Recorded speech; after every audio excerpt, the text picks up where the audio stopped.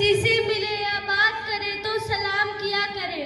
तुम पर सलामती हो, अल्लाह ताला की रहमतें हो और उसकी बरकतें। Wow, nice meaning. ये तो हमें मालूम ही नहीं था। मैं तुमसे एक क्वेश्चन पूछूं? हाँ, ऑफ कोर्स पूछो।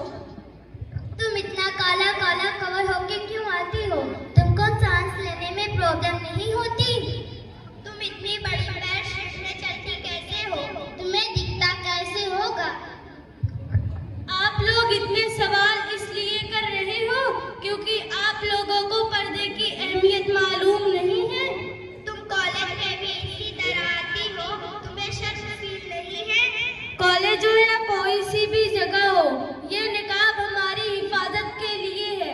इसमें शर्म की क्या बात है? इसमें कैसे शर्म की? जब बेपर्दा औरत घर से बाहर निकलती है तो शैतान किसी दूसरे का दिल उसकी तरफ माइल करता है, लेकिन जब आप पर्दे के साथ घर से बाहर निकलते हैं तो यही निकाब, यही पर्दा उस शैतान के जहरीले तीर से हमारी हिफाजत करता है।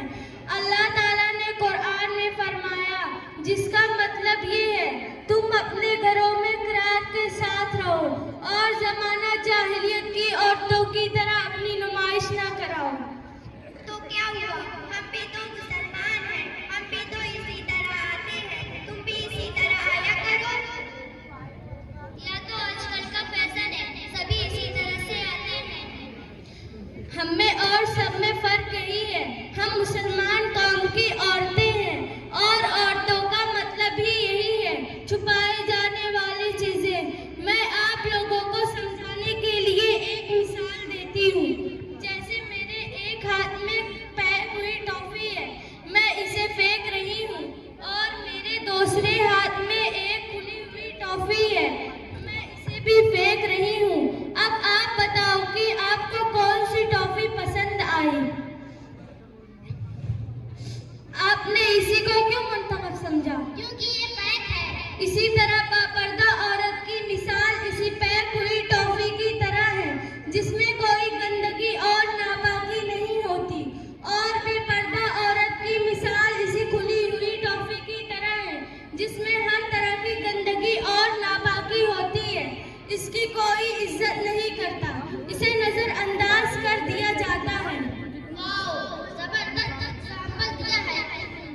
क्या इस्लाम में सारी पाबंदी औरतों के लिए है? क्या मर्दों पर कोई पाबंदी नहीं है? नहीं, ऐसा बिल्कुल नहीं है। अल्लाह ताला ने मर्दों को मुखातब करते हुए फरमाया, ऐ मर्दों, जब तुम रास्ते से चला करो तो निगाह नीची कर लिया करो, इससे किसी गैर महरम औरत पर तुम्हारी नजर नहीं पड़ेगी। लेकिन इस्लाम ने औरतों को पर्दे का हुक्म दिया, मर्दों को क्यों नहीं? मेरी बहन, इतना मत सोचो। अल्लाह ताला ने मैं तुमको समझाने के लिए एक और मिसाल देती हूँ। जैसे मेरे एक हाथ में हीरा है और दूसरे में पत्थर। अब आप बताओ कि आप किसको छुपाना चाहेंगी? हीरे को।